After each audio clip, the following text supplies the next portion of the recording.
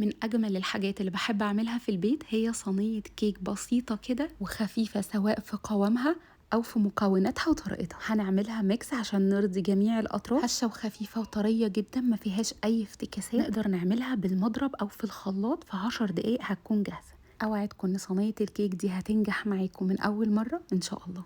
بحب دايما أحضر كل المكونات بتاعتي جنبي وأنا بعمل الكيك قبل ما أشتغل فيها عشان ما انساش حاجة. كوبايتين من الدقيق، عليهم رشة من الملح خفيفة كده بسيطة، وعليهم معلقتين صغيرين بيكنج باودر. أي نوع بيكنج باودر برتاح في التعامل معاه. كده الدقيق جاهز. باقي المكونات الجافة بتاعتي معايا معلقة كبيرة ونص مليانين كاكاو خام. آخر مكون أنا محتاجاه هو السكر.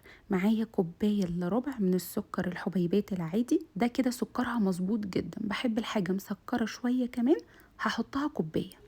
حضرت حاجتي، هبدأ في الشغل. 3 بيضات بدرجة حرارة الغرفة. لو هضرب بالمضرب هنزل بنص كمية السكر وابتدي أضرب، وبعدين هكمل باقي السكر وأنا بضرب. لو في الخلاط هحط السكر والبيض كله مع بعض من الأول. هحط نوع فانيليا باودر يكون كويس، وهكمل ضرب في البيض والسكر لحد ما يختفي السكر تماما والقوام يكون كريمي وفاتح بالشكل ده. قوام هلاقيه تقل تحت ايدي كده. حتى لو في الخلاط القوام هيكون كريمي ومفهوش اي حبيبات سكر. معايا نص كوبايه من الزيت النباتي، هضيفهم دلوقتي واخد ضربه برضو خفيفه كده بسيطه، يا دوبك اقلب الزيت. ومعايا كوبايه من الحليب بيكون بدرجه حراره الغرفه برضو، يعني تكون خارجه من التلاجة قبلها بساعتين على الاقل، وهاخدها هي كمان تقليبه كده. هبتدي بقى انزل بالمواد الجافه اللي انا اصلا كده كده حضرتها من الاول. هنخل الدقيق كويس شويه بشويه، جزء بجزء كده، وهسيب المضرب خالص بقى وابتدي اقلب بايدي بالراحه بالشكل ده. هيختفي اول جزء من الدقيق، هبتدي اضيف الجزء اللي بعده، وهكذا لحد ما اخلص كميه الدقيق بتاعتي كلها. امتزجت المكونات الجافه مع المكونات السايله خلاص، وما بقاش عندي اي تكتلات من الدقيق. هاخد معلقه كبيره مليانه ونص من الخليط بتاعي ده، او على حسب ما انا عايزه كميه الشوكولاته تكون قد ايه في الكيك. وهضيف عليهم كل الكاكاو اللي انا حضرته في الاول، ومعلقه كبيره مليانه حليب.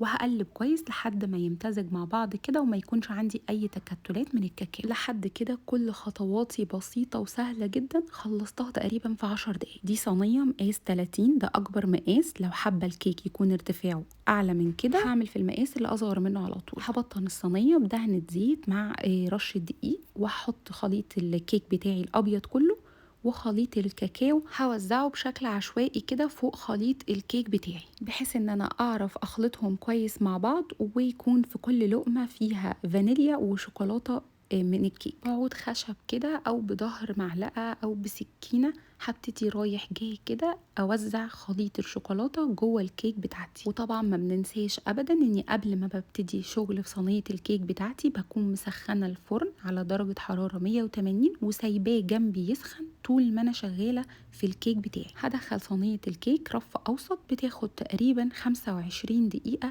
وبتكون بالجمال ده. انا بحب احمر الوش شويه علشان ياخد طبقه كده مقرمشه.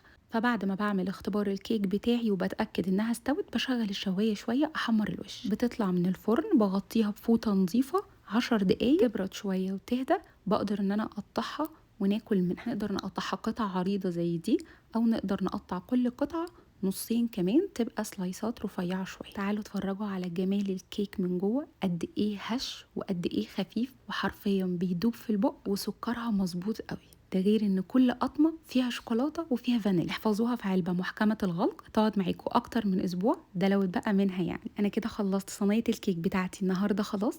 متاكده من سهولتها وبساطتها وقد ايه فتحت نفسكم عليها. هتقوموا تجربوها، وما تنسوش اللايك والشير عشان نوصل للحبايب وحبايب الحبايب على البيج الجديد. الف هنا وعافيه على قلبكم وقلب ولادكم مقدما، ومع الف سلامه.